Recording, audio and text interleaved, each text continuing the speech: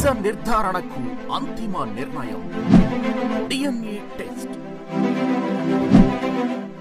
ఉన్నది ఉన్నట్లుగా వాస్తవాలను శోధించి వివరించే మన డిఎన్ఏ టీవీ, మన రాష్ట్రం, మన ఛానల్. ఓం మాత్రే నమః. కృష్ణానది ఒడ్డున విజయవాడకు తరలి వచ్చిన కనకదుర్గ ఆలయంలో ఏం జరుగుతుంది? ఐఏఎస్ అధికారి పర్యవేక్షణ స్థాయి టెంపుల్ నుండి 3 పదవులు నిర్వహించే అధికారికి ఎందుకు ఇచ్చారు? విజయవాడ అంటే గుర్తుకు వచ్చేది కనకదుర్గ ఆలయం. ఆలయం యొక్క ప్రతిష్ట ఎందుకు దిగజారుతుంది? డిప్యూటీ కమిషనర్కు టెంపుల్ ఈవోగా అదనపు బాధ్యతలు, అంతేకాకుండా కమిషనర్గా కూడా బాధ్యతలు. దేనికి సంకేతం? కూటమి ప్రభుత్వం వచ్చిన తర్వాత హిందూ దేవుళ్లకు అధిక ప్రాధాన్యత వస్తుందనేది అందరి నోట వినిపించినటువంటి మాట.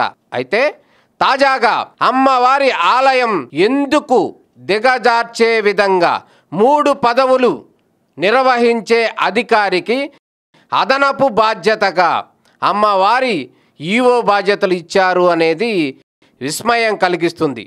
అమ్మ దయ ఉంటే చాలు, అన్నీ ఉన్నట్లే అని నమ్మే భక్తులకు ఈ ప్రభుత్వం ఏం సమాధానం చెప్తుంది?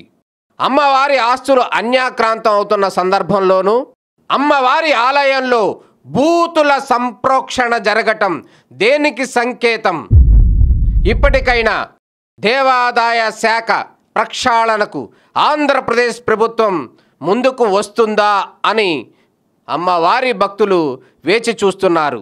3 పదవులు నిర్వహించే అధికారికే అమ్మవారి బాధ్యతలు కూడా ఇవ్వటం సరైనది కాదు అనేటటువంటి అభిప్రాయం వ్యక్తం అవుతుంది. ఓం మాత్రే నమః. అమ్మ దయ ఉంటే అన్నీ ఉన్నట్టే.